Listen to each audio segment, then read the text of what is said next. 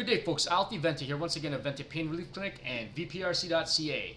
Today, this is clinical tip and trick. This is something that I kind of threw together real quickly because I'm fairly excited about this.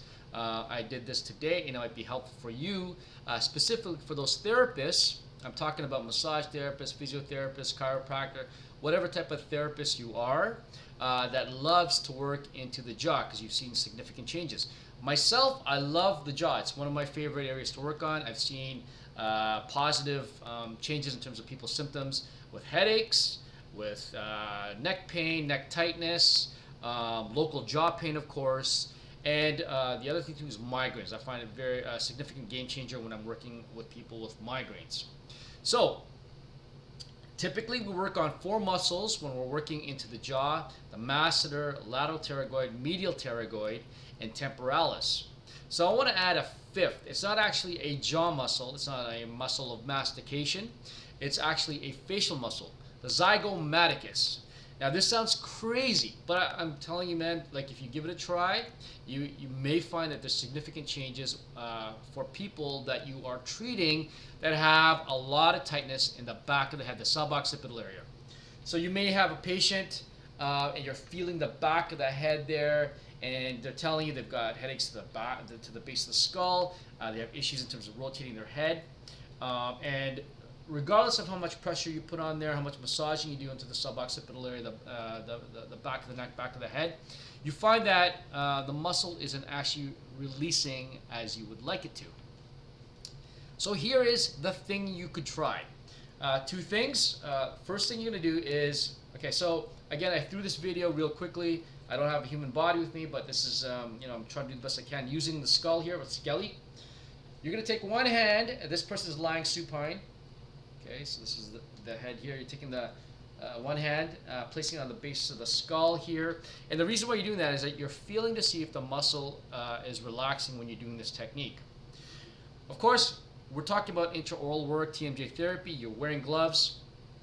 You can see here, this is the cheekbone, the zygomatic arch. And what you're going to do is you're going to go on into the mouth with your gloved hand, and you are going to, the cheek basically lies over the cheekbone, the zygomatic arch here. And what you're going to do is you're going to pinch the cheek around where the zygomatic arch lies, the cheekbone. And you're going to find areas where it is tight. So when you find a tight area, you're going to pinch it and wait for the muscle to relax. That person may find that it's very, very painful. In fact, you don't even have to press, with a lot of pressure. The person will say, wow, that's very sensitive, or they'll be like waving their hands, telling you that it's painful for them.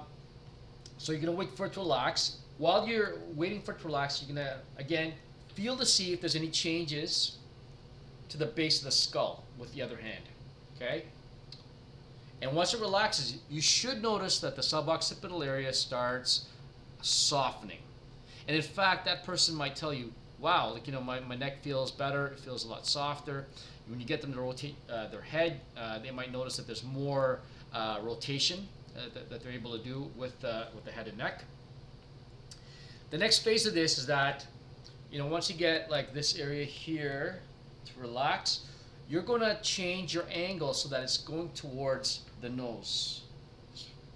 So your angle is going to be towards the nose, so you're going to pinch between, basically you're going to pinch the cheek around this area here. And this area around closer towards the nose will be potentially significantly tighter than the area that you started off with, kind of off to the side here. So again, you're going to wait for it to relax, and as it relaxes, you should notice that the suboccipital area starts relaxing also. Mind you, I have to mention that this is within the context of whatever condition the person has. This is one thing that you could do. This is something that I find very significant, in terms of releasing the suboccipital area without actually working on the suboccipitals. But again, it depends on what the presentation of that patient client is coming in with. Of course, that might change the way that you do treatments. You might add, you might delete certain things, but this is something that you could try.